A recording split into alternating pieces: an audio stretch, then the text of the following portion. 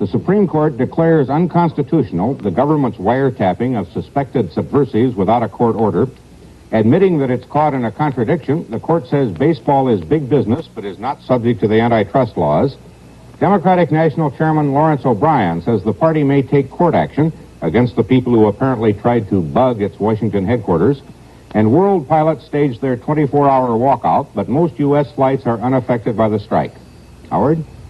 Reports tonight from Don Farmer on the cause of that London plane crash that killed 118 people, Virginia Sherwood on some bugged Democrats, Bill McNay on what McGovern wants out of tomorrow's primary in New York, Lem Tucker on two Manhattan liberals fighting for the same seat in Congress, Bob Clark on a clash between the Secretary of State and the Senate Foreign Relations Committee chairman, and tonight's comment on the plan to end the war.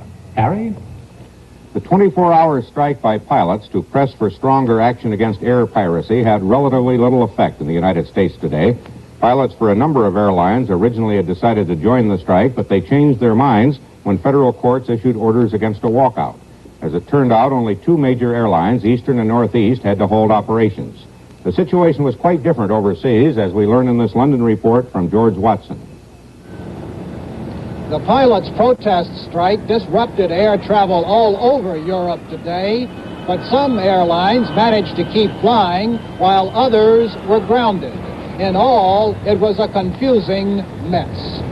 Heathrow Airport here in London is normally the busiest international airport in the world. But at high noon today, parts of Heathrow looked like a ghost town of deserted planes. Generally, European pilots supported the strike. Passengers discovered that most flights to and from the continent had been canceled. The long-suffering public seemed to take the strike in good stride. The executive secretary of the International Pilots Federation, Captain Charles Jackson, even claimed public support for the strike. There's been no kickback from the public, which we are aware of, and on a worldwide basis, it's fantastic because we had thought, and yet, of course, there still may be, but we had thought that there would be many passengers so severely inconvenienced that they would raise objections with us. No, they've been very sympathetic, they've understood the point, and I think they'd like to see something new, some new factor in this question of hijacking and sabotage. And we think we've made our point in this respect. But the point was blunted, to say the least, by the refusal of American pilots under court order to support the one-day protest. At American Airlines counters overseas, it was business, more or less, as usual. That was ironic because American pilots had pressured their European colleagues to take action in the first place. But in the event, the Europeans went on strike, while the Americans kept flying. So connections were missed, some flights canceled while others took off, and the predictable result was confusion and chaos for the traveler. Exasperated pilots charge there's too much pious talk and not enough tough action against hijackers. But their own tough action today failed to win full support, and so the Pilots Federation itself looked like something of a flying paper tiger. This is George Watson, ABC News, London. Investigators have come up with some ideas about the causes of that plane crash near London yesterday, the crash that killed 118 people. They said the jet was off course and falling out of control just 2 minutes after it left the ground. Don Farmer has details from London. The experts spent the day sifting through the debris to determine why the BEA jet crashed. This afternoon, officials had some preliminary results. Britain's aerospace minister said the plane crashed because the front flaps retracted prematurely. Minister Michael Hazeltine said the plane apparently stalled in flight less than 2 minutes after takeoff. The onboard flight recorder showed the jet had reached an altitude of 1,750 feet, going 184 miles an hour when the front flaps retracted. He did not speculate whether the pilot pulled back the flaps or whether it was a mechanical failure. But the plane was on automatic pilot, as it was supposed to be. The minister said the automatic pilot disconnected when the plane stalled. That indicates the pilot was trying to save the plane. The official discounted speculation that the pilot may have caused the stall by cutting back his engines to meet anti-noise regulations. And as the investigation went on, relatives were summoned to a makeshift morgue at the airport to identify the dead, the victims of the worst air crash in British history. This is Don Farmer, ABC News in London. A report on the Supreme Court in a moment.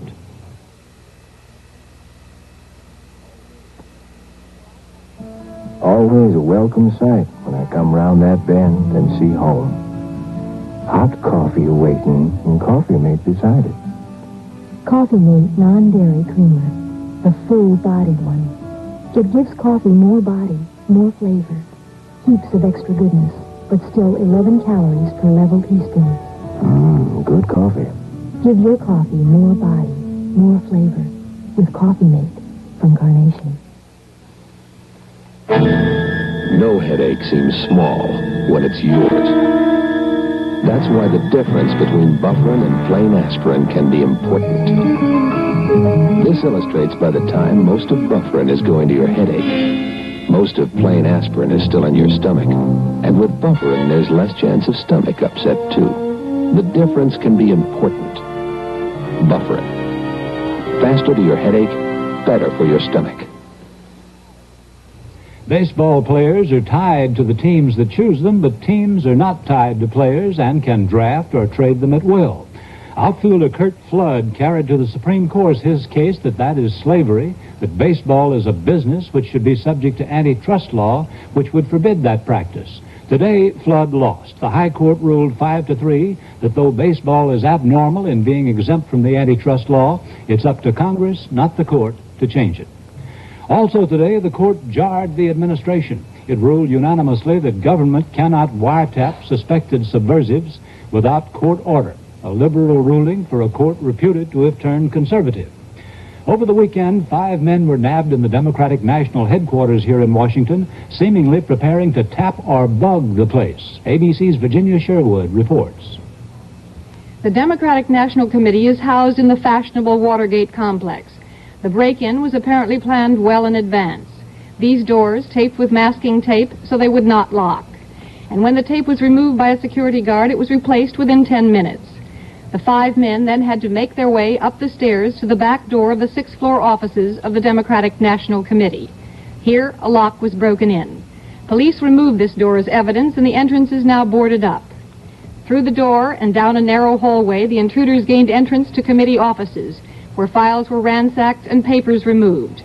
The 5 suspects, armed with photographic devices, were apprehended by police in these cubicles just outside the offices of Democratic National Chairman Lawrence O'Brien.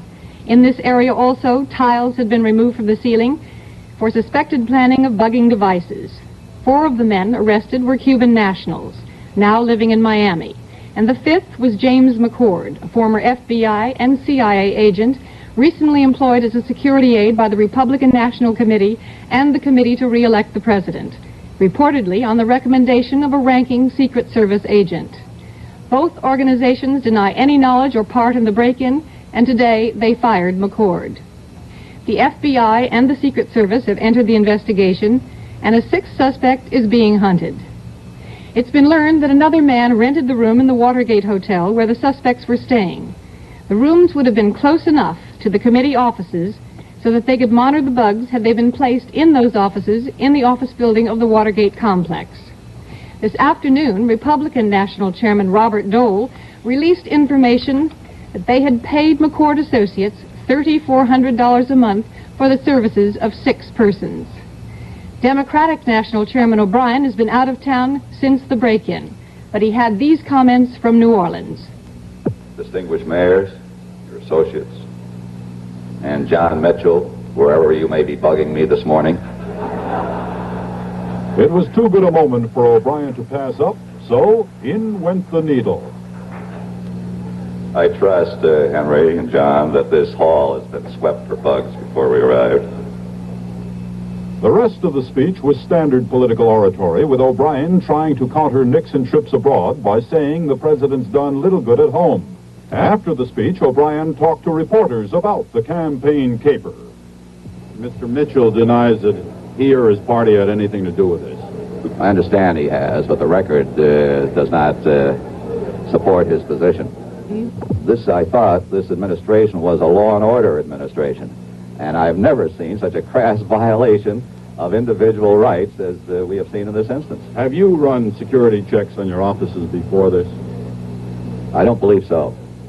Mr. Mitchell claims that he has some security problems over in his camp. You know what they might be? They must be internal.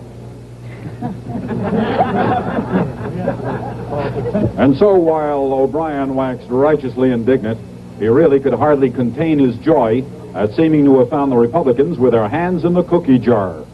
Herbert Kaplow, ABC News in New Orleans. As correspondent Kaplow said, Republican Party leaders to a man have denied any connection with the incident. GOP National Chairman Robert Dole said the actions of the 5 men were not in behalf of the party, nor did they have the party's consent. John Mitchell, the man in charge of President Nixon's re-election, said there's no place in the electoral process for this type of activity. Presidential Press Secretary Ron Ziegler called it a third-rate burglary attempt and said it was nothing the president would ever be concerned with.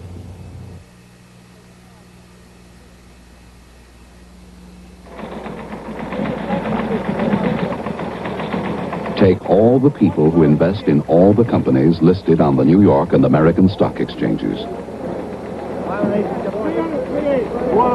Add the people who invest in all the companies on the over-the-counter market. Then add all the people who invest in companies listed on local exchanges. Total up all these owners of stock in all the companies that are listed on all the exchanges throughout the country. Add them all together and you still need over 16 million more people to match the number of people who save at savings and loan associations, where over 47 million people save with profit and safety. Where you save does make a difference. Senator Edward Kennedy has been asked again if he would accept the vice presidential nomination on the Democratic ticket this year, and Kennedy on the NBC Today show said he would give heavy consideration to the idea if he felt it was the only way the Democrats could win this year. Kennedy declined to say if that consideration would be influenced by the choice of the presidential nominee. The last major state primary takes place in New York tomorrow, and the only active campaigner in the state among the Democratic presidential candidates, Senator George McGovern, is a heavy favorite to win most of the state's 248 delegates to the Democratic Convention. McGovern now has more than 1,050 delegate votes, but he needs 1,509 to win the nomination, and New York is crucial to his campaign. We have a report from ABC's Bill Matney. If crowds are any indication, George McGovern has it made in New York State. But to some of his strategists, the crowds, the street crushes by people who want to touch the candidate, get his autograph, all this may be misleading.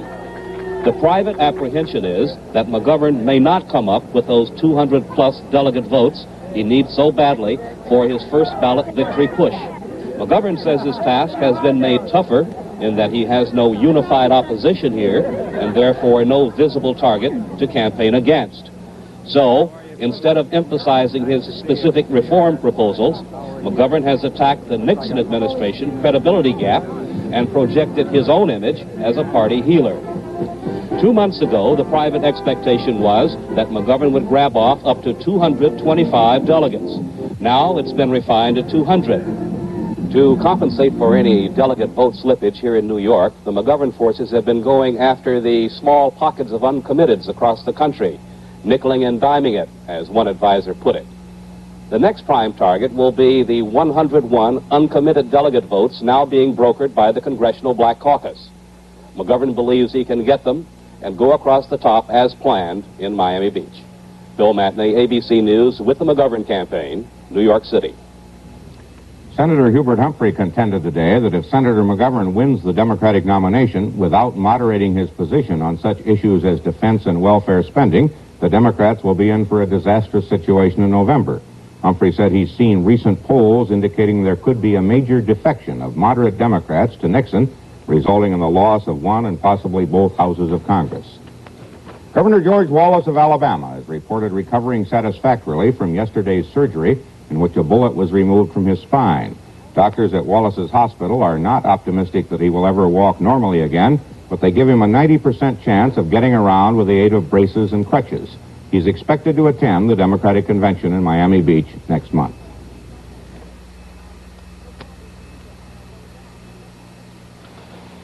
Introducing the Amana refrigerator freezer with 5 temperature zones you control for better food keeping. The 0-degree freezer with automatic ice maker you can add an hour later.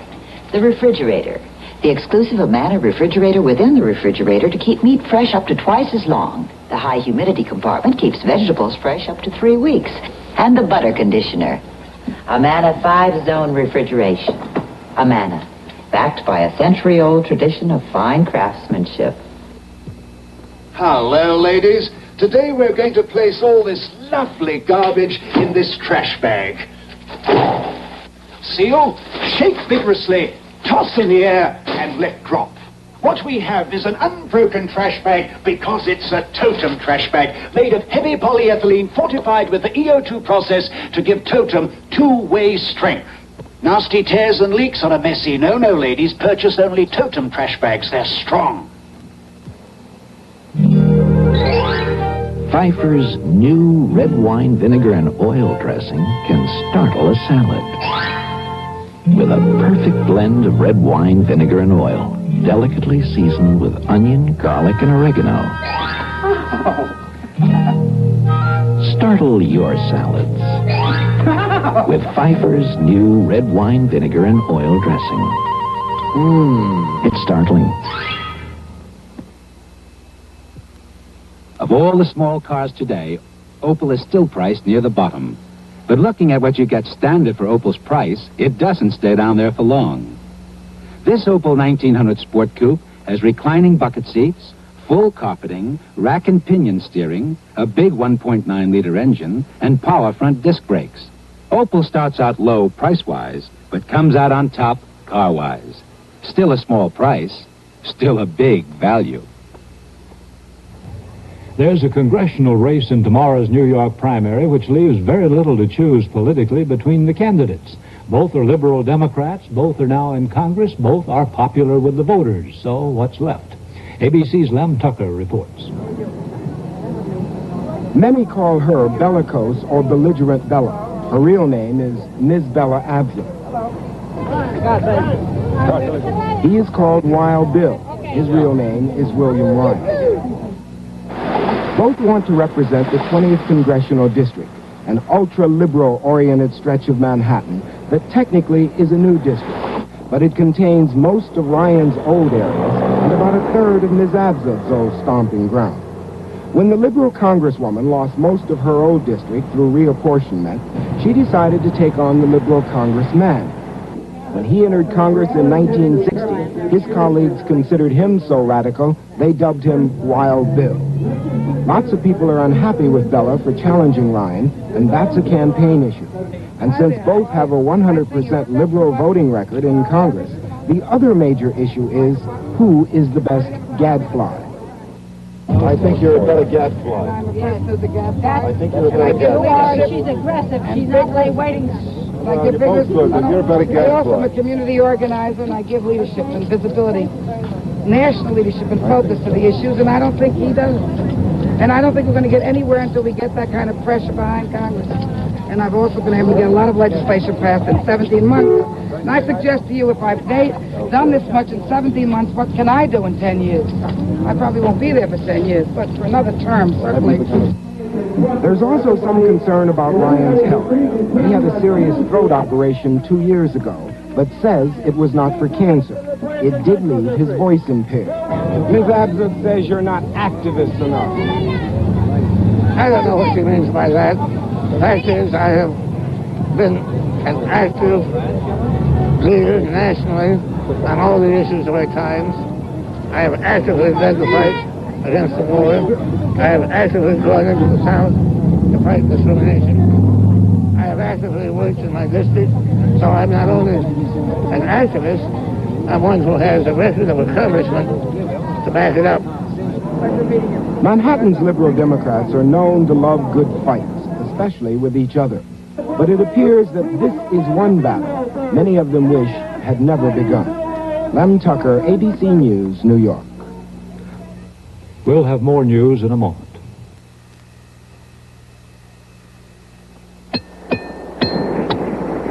Hey, where'd you get the tomato juice, Doris? This isn't tomato juice, it's V8. Well, it looks like tomato juice. VA cocktail vegetable juice is a great tasting blend of egg, garden, vegetables. But I... Oh, come on, try it. Wow! It sure doesn't taste like a Of course not. Tastes like VA's. If the best denture adhesive you've ever tried has failed, now try this. DentuGrip, new from Polident. On every box is a money-back guarantee. Because in every box is a patented plastic denture adhesive powder. Plastic that grips so effectively, it's guaranteed to hold. So if the best denture adhesive you've tried has failed, try new plastic DentuGrip. It's guaranteed to hold. Or return to DentuGrip for your money back. In other news, at least 14 people in Florida and Cuba were known dead as Hurricane Agnes, with winds of up to 80 miles an hour, moved ashore today on the Florida Panhandle.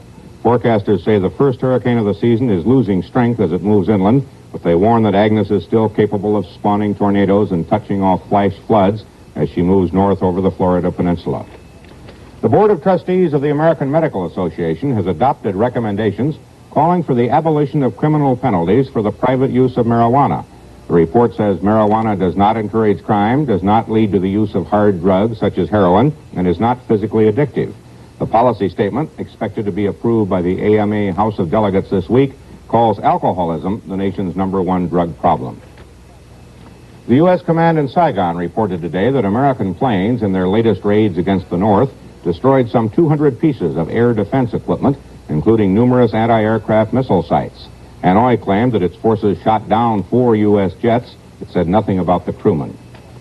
The Soviet president, Nikolai Podgorny, has returned home from North Vietnam, and the Soviet TASS news agency says he ended his visit to Hanoi by demanding that the U.S. halt its bombing raids against the North and resume the Vietnam peace talks in Paris. Podgorny, according to TASS, promised the North Vietnamese continued Russian aid to carry on the war. There had been speculation that Podgorny went to Hanoi on a peace mission, but there was no indication of that in the official report on his meetings with Hanoi's leaders. Presidential advisor Henry Kissinger has arrived in Peking for several days of talks. The White House will say only that his mission is to further improve relations between the U.S. and China. As Kissinger arrived, Le Duc Tho, who has represented North Vietnam in secret talks with Kissinger, left Peking for Hanoi. Secretary of State Rogers went to Capitol Hill today, urging congressional approval of the nuclear arms agreements that the president signed in Moscow. Senate Foreign Relations Committee Chairman William Fulbright told Rogers he could support the treaty if it was not used as an excuse for stepping up military spending. ABC's Bob Clark reports. The Secretary found Senator Fulbright sympathetic on the Nuclear Arms Pact, ready with a promise to give it his full support in the Senate. But Fulbright was belligerent on another point, challenging the need for the expensive new submarines and bombers the Nixon administration says must be built to keep up with the Russians until there's more progress on ending the arms race. If this agreement is to be used as an excuse for a greatly increased arms race, it seems to me it raises serious questions of the seriousness with which we regard this agreement. We think at this time, when we know perfectly well, particularly we know from the conversations between President Nixon and Mr. Chairman, General Secretary Brezhnev, that the Soviet Union plans to continue to build up its systems within the limitations imposed by these agreements. We should continue to have a defense posture that is strong and provides for our national security. And we think that any change in that course now would make the possibilities of a negotiation in the second phase of SALT much more difficult. And we think it's particularly important at this time that we not indicate to the Soviet Union that we're all of a sudden going to undertake unilateral disarmament. I'm not saying we should unilaterally disarm, and no one else is.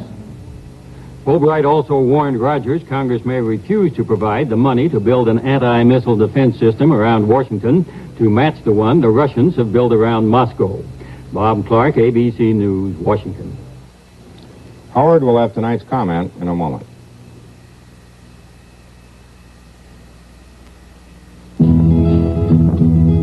As a life insurance company, Mutual Benefit Life does more than just sell insurance. We invest the money our policyholders pay us to help their money grow. We invest in farms and businesses and industries and in real estate. We have buildings in cities from coast to coast, and our name is right up there on them. Mutual Benefit Life. You take care of today. We'll take care of tomorrow. For the insurance plan that best fits your needs, remember our name. A good time is a lovely day that won't last till tomorrow. Part of the good time is seeing it again 1 minute later with Polaroid's new Square Shooter 2. Only $24.95. And it uses our less expensive square color film. Get the good time camera with the good time price from Polaroid. Only $24.95. Election year being the season of extravagant promises, this may be the time to recall one extravagant promise made last election which apparently is being kept. Running in 1968, Richard Nixon said he had a plan to end the Vietnam War without surrender. No promise of that year has been the target for so much scorn by his critics ever since. Well, as 1972 deepens, it looks increasingly as though Nixon did have a plan, and it may work. It involved persuading the Vietnamese to fight their own war by withdrawing American troops and leaving the Vietnamese no alternative. It involved repeated threats by Nixon that if Hanoi attacked his Vietnamization plan, he would take extreme measures to stop Hanoi. It involved his journeying to Peking and Moscow to defuse the peril of their intervening if he has to make good his threat against Hanoi. So when the communists launched the current offensive, Nixon, without the fear of China and Russia, which plagued Lyndon Johnson, bombed shut their lines of supply and apparently has wrecked their offensive. Now the communists face this prospect. If they don't make peace with Nixon now on his terms, he may be reelected. And after that, his price for peace would almost certainly go up. Moreover, with passing months, South Vietnam hardens as a nation determined to resist Hanoi with or without the United States. You may not like the Nixon plan. It's been extremely expensive in lives and time and money, but it is no longer possible, honestly, to deny that he had a plan, and it's a well-thought-out one if you accept his purposes. Harry? Thank you, Howard. That's tonight's news and a comment. I'm Harry Reasoner. Good night. The South Dakota flood victims are in urgent need of help. Send your contributions to the Nashville-Davidson County Red Cross chapter today.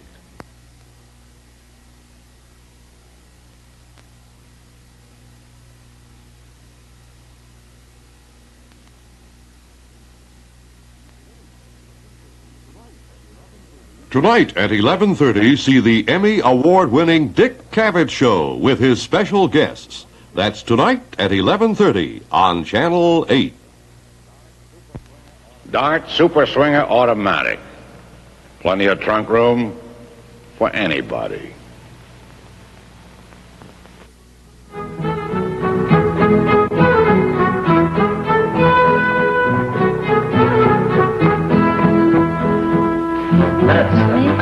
That's the last of it, Mr. Cannon. Good.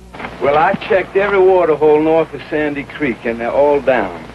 Well, this isn't the first dry summer we've ever had, you know. But, John, it's just getting started. Think what it's going to be like in August. I mean, every one of them holes could dry plumb up. Yeah, I know. Well, we still got Sandy Creek. There was, old Billings. And though he didn't look it, he was at least second cousin to a rattlesnake. And then there was Parsons. Parsons was as tough as old leather. He smelled the same, too. It's funny. If it wasn't for this poster, I wouldn't even be here on Chaparral now. Monday through Saturday nights at 10. WSIX-TV, Nashville, Tennessee.